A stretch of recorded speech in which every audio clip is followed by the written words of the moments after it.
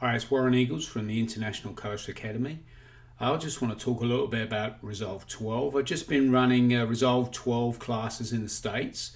The software was received very well by the students, and I think they enjoyed it very much, the new features. And I've been learning sort of as I go along, really, what in there I like and how it's improved my workflow. Now I'm back in Australia, I'm actually starting to grade some jobs. Simple little thing that I like really is that under primary wheels here now, or primary bars, we have incorporated a two-level system. So one gives us our normal controls that we're used to, but two now gives us this highlights and shadows, mid-tone detail and color boost. Now these were previously hidden in here, and I found a lot of people didn't necessarily use them or didn't know what they were and thought they were just connected to the color match features. Well, they are primary controls. They are really useful, so I would urge you to get in there and play with these just like you would any other primary tool. While we're talking about primary tools, if we are in here and we are using a grade, maybe I've gone in and adjusted my color boost. I do like mid-tone detail as well. Play with that just for sharpening up the mids on maybe some of these lesser cameras.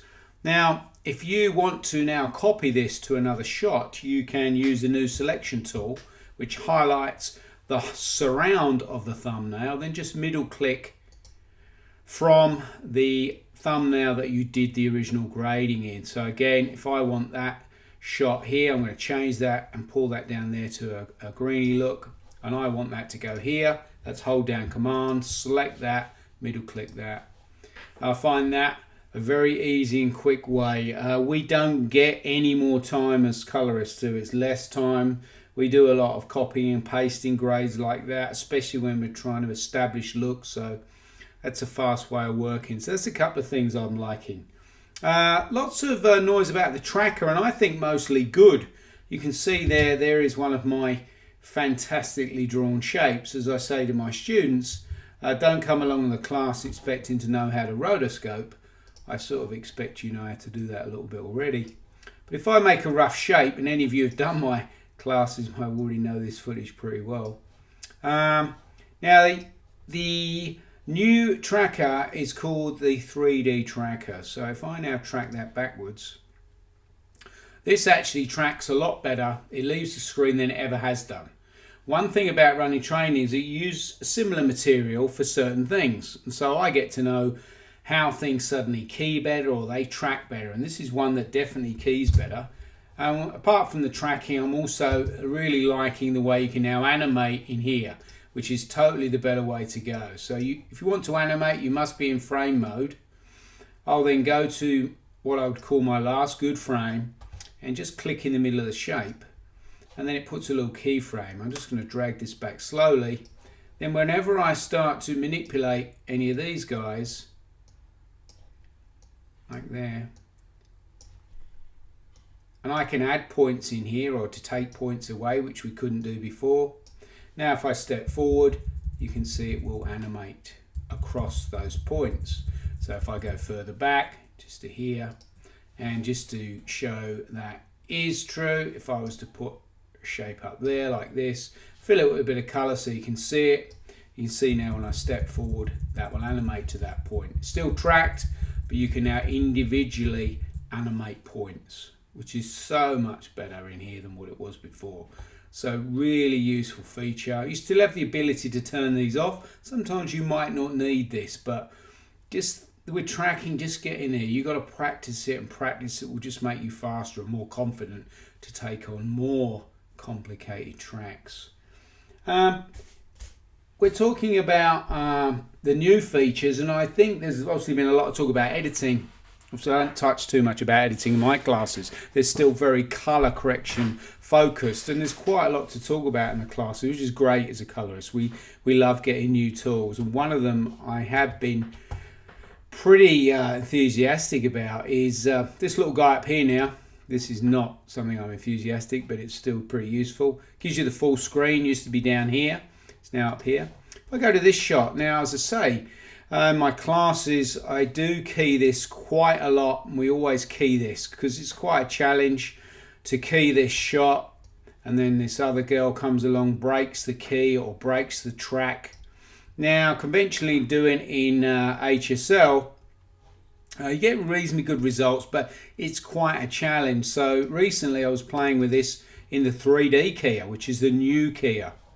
Now here it's a good idea to strike probably only 3 times. That's what they'd recommend in the manual, and talking to the guys, probably 3 gives you a really good overall selection of red. If we go to our highlight here, we can see it gives us that. I've also been changing this to HSL, and then coming in here and just feathering my black clip and white clip, keeping an eye on that t-shirt just there. And I'm finding most results, I'm probably getting a better result here using clean black. We'll just remove any speckles in the black, and then clean white will come up and we'll just clean that t-shirt like that. Now that there is probably an easier, quicker result than I would have got through HSL. Still might lead to be obviously rotoed or fine-tuned, but I did that pretty quickly. So jump in, play with the 3D keyer, play with the amount of selections that you do make. You may find that using a few more or a few less strokes, but generally you'll get to a stage where you make a number of strokes, it doesn't actually improve the key. And also try switching between RUV and HSL, and just sometimes this will work for you. One thing about keying, there's a number of tools we have, and there's no set rules of what is going to work for you. So I would normally understand all the tools, whether you're in here, HSL, eyedropper, or the new keyer, or you're using curves. Just get to know them well, and sometimes one will work, the other won't work. You know, the more tools you have can help you attack challenges, especially the challenges we're getting thrown at as colorists now, with different cameras, different color spaces, having to match things together. I cannot remember last time I ever graded a job that was shot purely on one camera.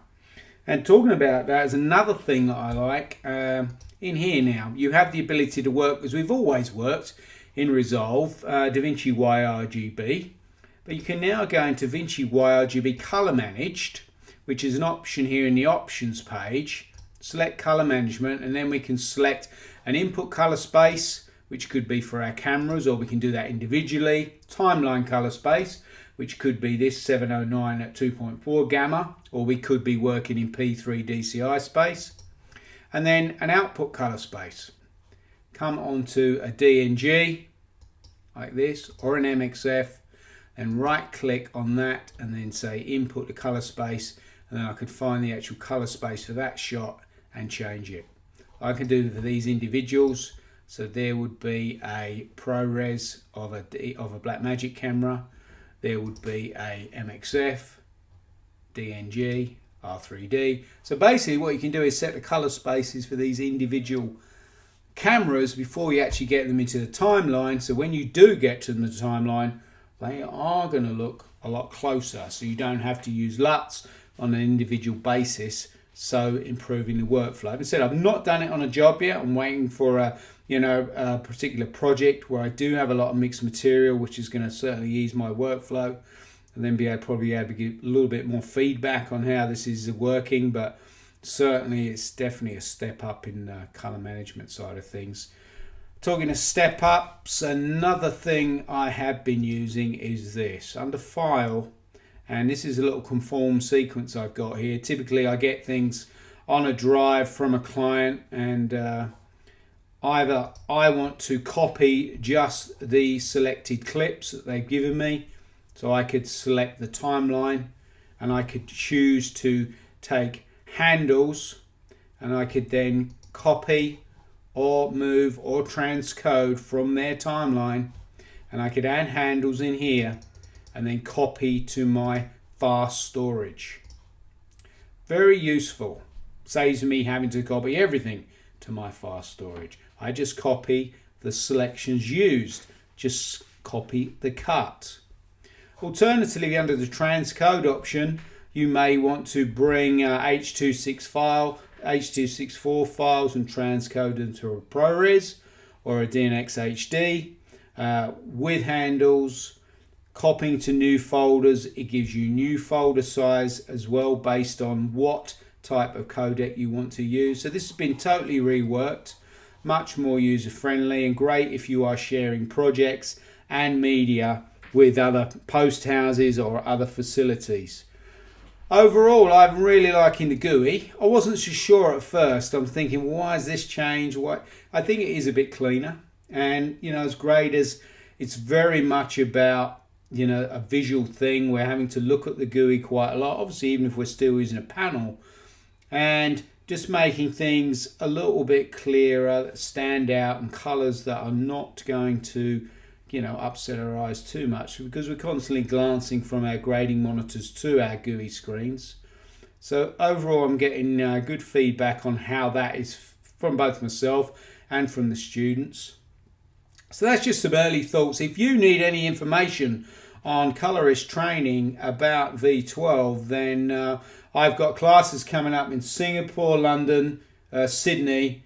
Then I'll be heading back to the US probably around October time. So please check out the website www.icolorist.com and see where we are running classes. We also can customize classes for you in your shop or your facility for your people, whatever you want really. So please download the software and play away. As I say, play, you cannot break it.